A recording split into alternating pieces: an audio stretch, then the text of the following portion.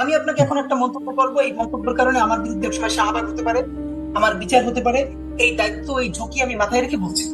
সেটা হলো, বাংলাদেশের 24-এর সাথে বাংলাদেশ স্বাধীন হওয়ার পর 1971 থেকে এখন পর্যন্ত আর কোন ইভেন্টের কোনো তুলনাই চলে না। বিএনপি চেষ্টা করছে, বিএনপির কেউ কেউ এই 24-কে 90 এর কাছে নিয়ে যাওয়ার। 90 শহীদ কয়জন?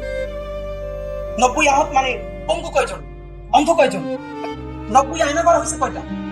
গুম হয়েছে কয়টা? খুন হয়েছে কয়টা? সব থেকে গুরুত্বপূর্ণ তথ্য আমি আপনাকে বলি। সবাই যে 16 ডিসেম্বর মানে আমাদের মুক্তিযুদ্ধের কথা বলি, মুক্তিযুদ্ধের 16 ডিসেম্বর পর্যন্ত প্রত্যেকটা মুক্তিযোদ্ধা জানতো যে যেদিনই বাংলাদেশে পাকিস্তান হামলা করেছে, সেদিন পূর্ব পাকিস্তান মানে পরবর্তী বাংলাদেশের সেনাবাহিনী, পুলিশ, বিডিআর, আনসার তাদের অস্ত্রের নল তাক করে অন্যদিক ঘুরিয়ে দিয়েছে। তারা পাকিস্তানিদের দিকে অস্ত্র ধরেছে, তারা বিদ্রোহ করেছে, তারা বাংলাদেশের মানুষের পক্ষে দাঁড়িয়েছিল। হ্যাঁ, আমাদের 24-এর আন্দোলন হলো এমন আন্দোলন, খুনি হাসিনার পালিয়ে যাওয়ার আগ পর্যন্ত আর্মি বা অন্য তো দূরের কথা, কোনো আনসার বাহিনীর একটা ছোট্ট রেজিমেন্ট তাদের অস্ত্র সরকারের দিকে বা তাদের কমান্ডারের দিকে ঘুরে দেয় না। মানে হলো ছাত্রদের পক্ষে কেউ বিদ্রোহ করে নেয়। এর মানে হলো হেলিকপ্টার থেকে যে গুলি করা হয়েছে তার প্রতিরোধে ছাত্ররা একটা লাঠি নিয়ে নেমেছে। 71-ও যখন মানুষ নেমেছে তখন জানতো তার সাথে অস্ত্র আছে, কারণ তার সাথে বাংলাদেশের সেনাবাহিনী আছে, পুলিশ আছে, তাদের সাথে অস্ত্র আছে। আর 24-এ মানুষ জানতো হাসিনা পালিয়ে যাওয়ার আগ পর্যন্ত তাদের কাছে একটা রাইফেলও ছিল না। সুতরাং এই 24-কে আপনি 90-এর কাছে নিয়ে যাবেন?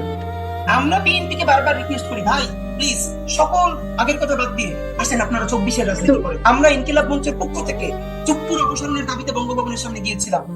আমাদেরকে বিএনপি সমর্থন করলো না এবং পরবর্তীতে আমাদেরকে ভিলেন হিসেবে দাঁড় করিয়ে দেওয়া হলো। যতগুলো আমরা বললাম সংবিধান রহিত করেন, প্লিজ রহিত করেন। আমরা বড় প্রোগ্রাম করলাম, লাল কার্ড দেখিয়ে এই সংবিধানকে।